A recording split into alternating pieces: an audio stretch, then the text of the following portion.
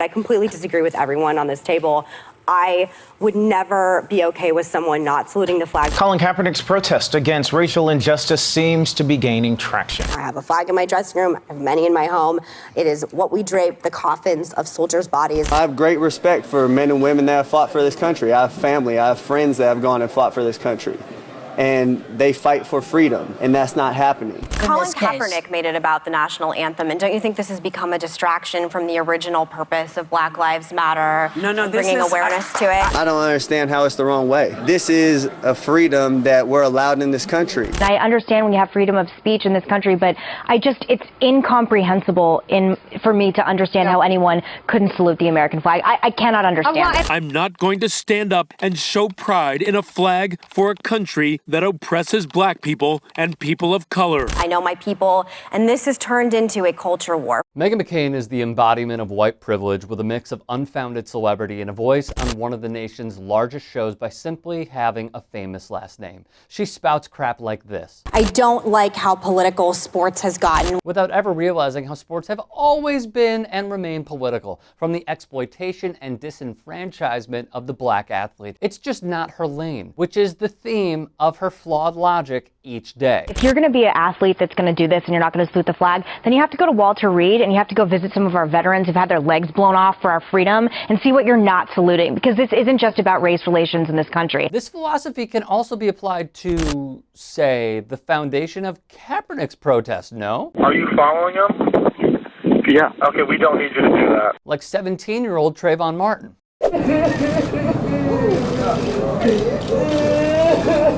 A Texas state trooper pointed a stun gun at her. The injustice of Sandra Bland leading to her death.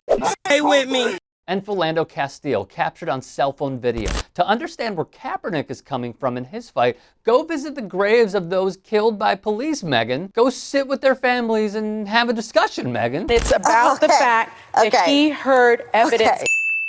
Likely her response to my request. Then there's the Mike Pence fiasco. Vice President Mike Pence staged a protest of his own. It's true, the vice president burned through our taxpayer dollars to protest a protest. At least $325,000 in total, reports the Huffington Post. It was staged as pool reporters were told not to even enter the stadium as the VP will be leaving very early. And yet, here she is. Would you think that I would be behaving in the same way?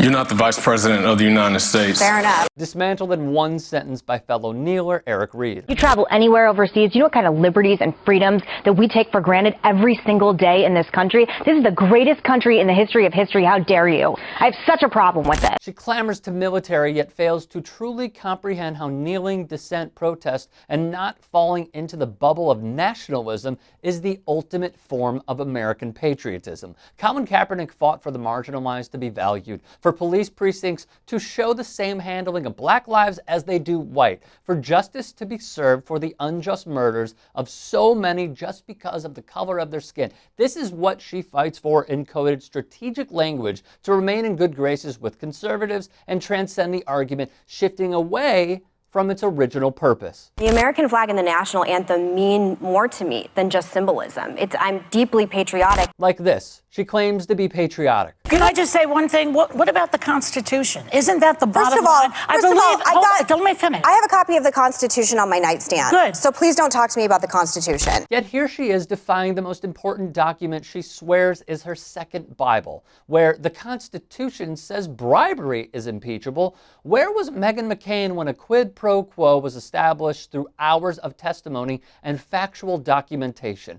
Meghan McCain, a hypocrite, a devaluer of her fellow Americans, and a lambastic panelist on The View, airing Monday through Friday nationally on ABC. It's about the fact that he heard evidence.